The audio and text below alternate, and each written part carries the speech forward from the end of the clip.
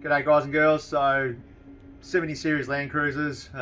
We've done heaps of videos on these cars and sometimes they get a little bit boring for some people, but I'm just going to go into more of the dyno side of things, stage 1 versus stage 2 and so on. So what's different between our stage 1 and stage 2 is basically the exhaust system. If it's got an exhaust, it's a stage 2. If it doesn't have an exhaust, it's a stage 1.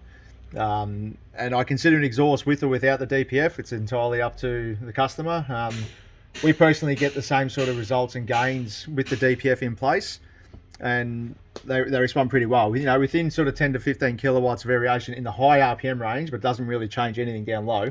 The factory DPF, in my opinion, works great, and if I had one of these cars, I probably wouldn't change it myself. So, but anyway, this car here, which I'll call it a stage 2 because it's got an exhaust, this is making 550 Newton meters, and that's respectable. It makes 325 Newton meters around that mark stock, and that will vary based on the tyres. So if you've got different tyres in the back, whether it be smaller, taller, fatter, skinnier, lesser tread, whatever, it doesn't matter. Like the air pressure in the tyres will influence what this torque figure says. So this is pretty much on the ball mark. So most cars will make around 300 Newton meters pretty consistently. Some will go 280, some will go 325. Now, part of the tyres. So the same thing happens when you go after the tune. So in this case, I made 550 Newton meters.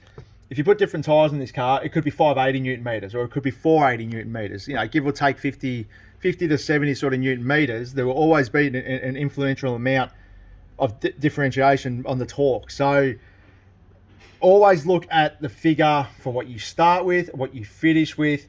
This number, consider it as a raw nothing number. You just need to look at the percentage difference in value between what you start with and what you finish with. And whatever this number is, it doesn't mean anything, because that always gives you the percentage of torque that you increase by. Now, regardless of what the value was in this side, this torque figure, the percentage gain will always be the same.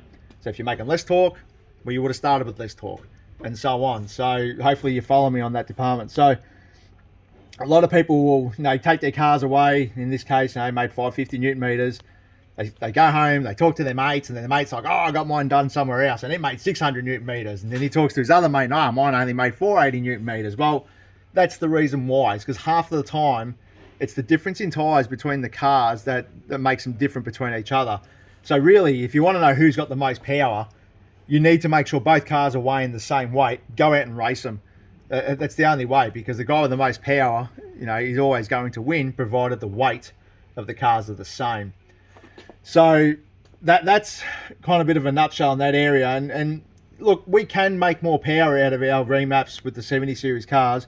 We can certainly lean on them a lot harder, especially in this area. So if I wanted to make this a bit more of a hotter tune, we could probably get this thing up to probably around that 600 Newton meters. I'd be pretty confident we could get 600 Newton meters around this area, but I'd have to run the fuel mixtures into that sort of 7.5, 18 to 1 AFRs, which we do these remaps for guys, and I consider them as a work car, as a tradie car. So you're going to hook a trailer up to these things and you're going to go tow around Australia, or your tools in the back or whatever, 35, 40 degree days, depending on where you are. We do these remaps under all conditions. We know they're safe. You can flog the piss out of them day in, day out. You're not going to have a problem with them. And these engines are quite expensive, like around the 20k mark to replace. So I'm not interested in giving people hot tunes. However, if the customer wants us to give it a hotter tune, we're happy to do it. But it comes at there's always that chance that the harder you lean on things, the more danger you put into them. So, so if you have got one of these remaps out there and and it's making a little bit less torque than someone else, there's a couple factors in that equation. So, the tyres, and, as to how hard we push them. Well, we try not to push things too hard outside of what we believe is a safe zone.